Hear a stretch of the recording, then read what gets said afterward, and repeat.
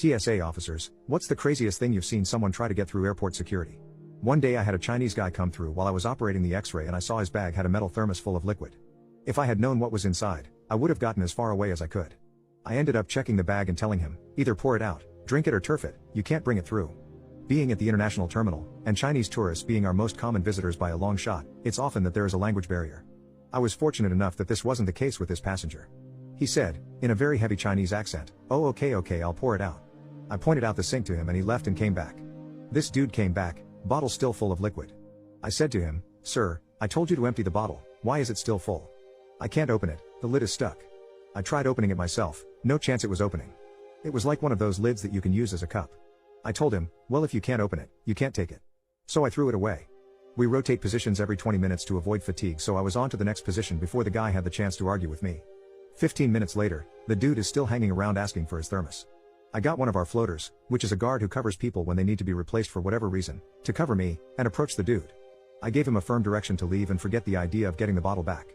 By this point, we are arguing. My team leader came over and said, "What is going on here? You have been dealing with this guy for like 30 minutes now." I told my team leader the situation and showed him the bottle. My team leader was always overly helpful with people and he wanted to help this guy get his bottle back. He tried opening it, but it didn't budge. Then he had a light bulb moment. "Hey, I know. Why don't we gently tap the edge of the lid on the bench and see if we can loosen it that way?" I said it was up to him.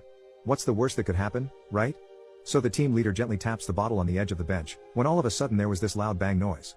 I was directly in the line of fire of this lid, along with the entirety of its contents. All 1 liter of it. At first, I felt this massive pain in my pinky finger where the lid had hit me square on my nail. And then the smell kicked in.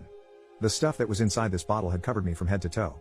It was under so much pressure that it even hit and covered the wall 2 meters behind me, with a perfect outline of my body. I was heaving something ridiculous and I left my position, turned around and started throwing up in the bin. Then I ran to the men's restroom, heaving the whole way there, ripping my clothes off. By the time I reached the bathroom I had removed as much clothing as I could before getting down to my underwear. I was in a frenzy trying to find a soap dispenser with soap in it but not one had any. I had my face in the sink trying to wash whatever the hell this stuff was off of my face and the rest of my body and clothes. I get back to the screening point. The lane where it all happened was shut down entirely, and there were 4 cleaners there trying to clean the mess up. My boss sent me home without question. I spent hours trying to get the smell off me with different products, it just wouldn't go away. It took handfuls of washing powder to remove the smell from my body. The next morning I come to work and my manager says, "I heard about what happened to you." "I can't believe it, that's disgusting." I asked, "What was it? Like off tea or coffee or something?" And he says, "Oh you don't know?" Then, he started to heave telling me what happened while I was absent. He said, after you ran to the bathroom we kept the guy there and started questioning him, what he did to you, and what was in that bottle.